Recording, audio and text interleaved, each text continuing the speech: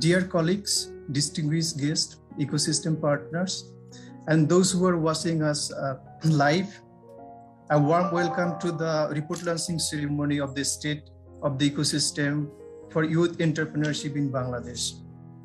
So on this occasion, it is our great honor to have Mr. Junaid Ahmed Polak MP and Honorable State Minister for Information and Communication Technology Division as the chief guest. Thank you so much, sir, for giving us your valuable time and for your unparalleled support to the Youth Collab from the day one. We are grateful to your support.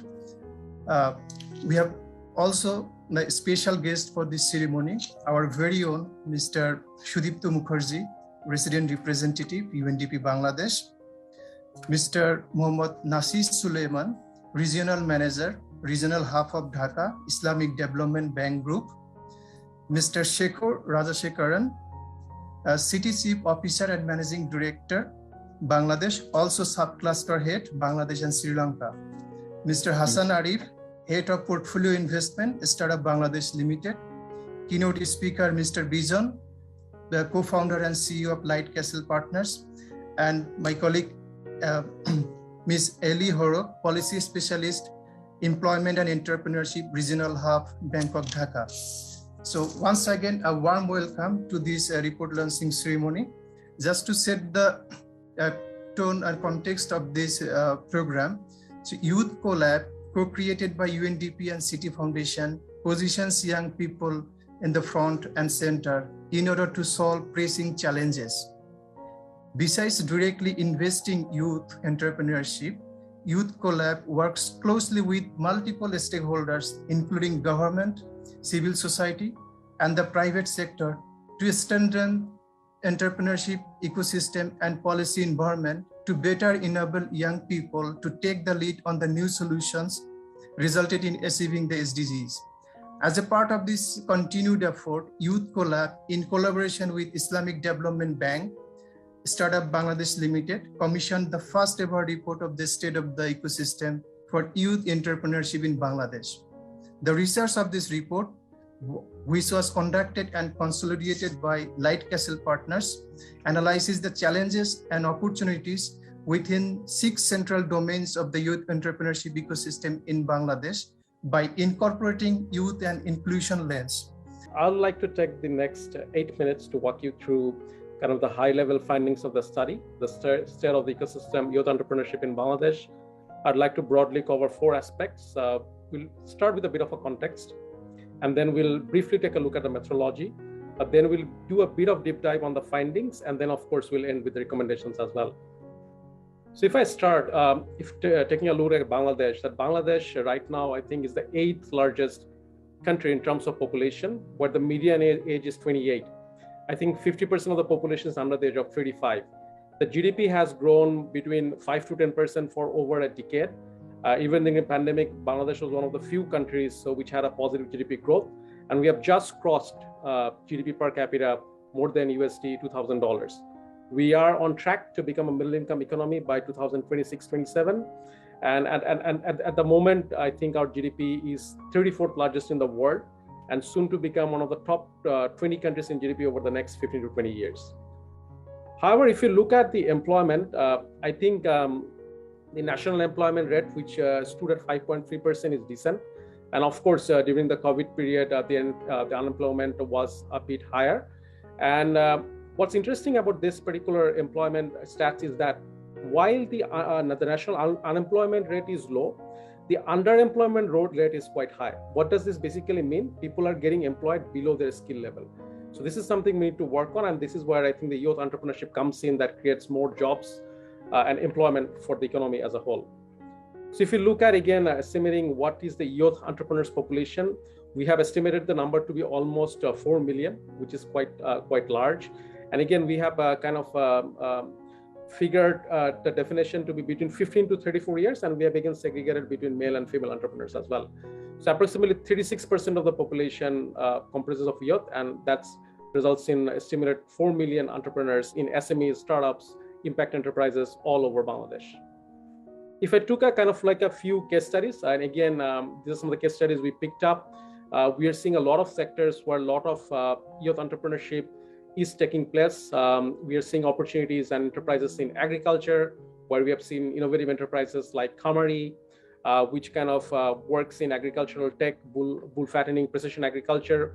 We're seeing very interesting startups and enterprises led by young entrepreneurs in education. One example is 10-Minute School, which again provides online schooling, test preparations for especially youth, for exam giving youth. We're seeing very interesting companies in health. One interesting case in point is a company called SafeWheel, which provides low-cost ambulance services in rural areas. We're also seeing very interesting companies in financial services. One example is iFarmer, which kind of bridges kind of like peer-to-peer funding network for agricultural enterprises. And of course, we're seeing a lot of enterprises in ICT. And in fact, ICT is kind of like a cross-cutting sector that cross-cuts across all these sectors in agriculture, education, health, financial services, and a lot more. If you look at the methodology, again, a lot of it was based on primary information that we collected across 170 plus surveys on young entrepreneurs. As you can see from the graph, a lot of it is based out of Dhaka, but we tried to take a sample from all over Bangladesh, from Chattogram, from Rangpur, so northern, southern, and the middle side. Of course, there are a few limitations. We don't believe that 173 is actually representative, but it's a good place to start. And we do believe as we do future versions of the study, we will become more inclusive in our sample size, and we will have more surveys and more focus groups to kind of derive deeper insights into the ecosystem. We also have created a live ecosystem map because we don't believe this report is static. It's will update all the time. So you can actually go to the link. The presentation will be shared with all of you and will be available in the public domain, where you can actually go and click on a map to see who are the stakeholders in the youth entrepreneurship ecosystem, including investors, stakeholders, ecosystem builders, government agencies, and of course, the enterprises themselves. And you can see those kind of live map of all the stakeholders in the ecosystem, or most of the stakeholders in the ecosystem. Let's go a bit into findings. I think that's what people are interested in. So we kind of use this kind of HEX 6 domains kind of ecosystem diagnostic framework. And again, we kind of had this analysis done from both from the entrepreneur's perspective and both from ecosystem builders perspective, which is included investors, stakeholders, accelerators, incubators, and government perspective as well. Overall, in a scale of 5, the ranking was on average 3.2.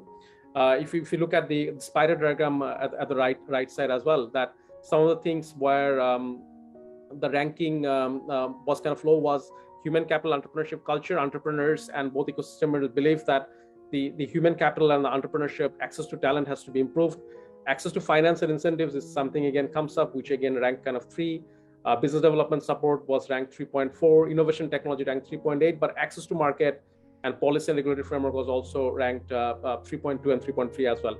Overall, I think it's a decent ranking, but again, if we are to take this ecosystem forward, possibly the ranking has to be at least between 4 to 5, so that it's more positive and we are getting more opportunities to the youth-led enterprises as well. And this is again my last slide. I don't want to take a lot of time, but if we distill down all this sub-recommendations to what are the 7 key takeaways you take from today's study. So I think the first takeaway that came out was that we need to strengthen the entrepreneurship culture. And that means we have to gain access to entrepreneurial skills development opportunities. That means integrating entrepreneurial skill development into national curriculum. That means the industry academia linkage that has to be stronger, both in university level, but also on secondary and primary level as well. Ease of doing business has always been a big issue. And I think that again came up to the study that we did. So ease of business establishment, operations, expansion processes of the youth-led enterprises, those has to be more level playing, and the doing business index kind of has to be improved as well. Increasing advocacy, awareness, and provision of entrepreneur-specific finance for MSMEs and startups and social entrepreneurs. So we have specific provisions for women entrepreneurship, different kind of groups, but maybe it's also good to see if we can have specific provisions for youth-led enterprises as well. We need to scale this access to capacity building opportunities and support services for young entrepreneurs all over Bangladesh. We have seen a lot of the accelerators incubators that we do. These are very city specific, or more specifically, possibly Dhaka specific. So maybe this needs to go beyond and scaled up further all throughout the country as well. We're again going to need robust policy and regulatory framework, and a lot of things are already being done. For example, Startup Bangladesh Limited, which is the venture capital company, is there to support young enterprises. The idea project is there. There are co-working spaces, but I think more robust policy and regulatory framework from different ministries can definitely support youth entrepreneurs going forward as well. We need to kind of strengthen our capacity to collect and use that data, because when we were going to do this particular research, the absence of data was something that was quite highlighted. So if we can build kind of like data pipeline, what are some of the things that are working? What are some of the sentiments that the youth entrepreneurs are coming out from time to time, and kind of create a feedback loop? I think that will again help this going forward. And lastly, possibly we need to have possible develop targeted means where we can actually support youth-led enterprises in access to market, both in government, rural, urban, everywhere. So that would mean possibly youth-led enterprises will have better access and will have good treatments when they apply for B2B deals, when they apply for proper access to markets, and that can definitely help. So I'll stop there. I think I've just crossed 8 minutes. Thank you. The report is downloadable from the UNDP website. We'll share the link on the chat window and on the Facebook. So, any feedback, any criticism, any would be welcome to all of us. With that, I will hand the mic back to Mahmoud Bhai. Thank you.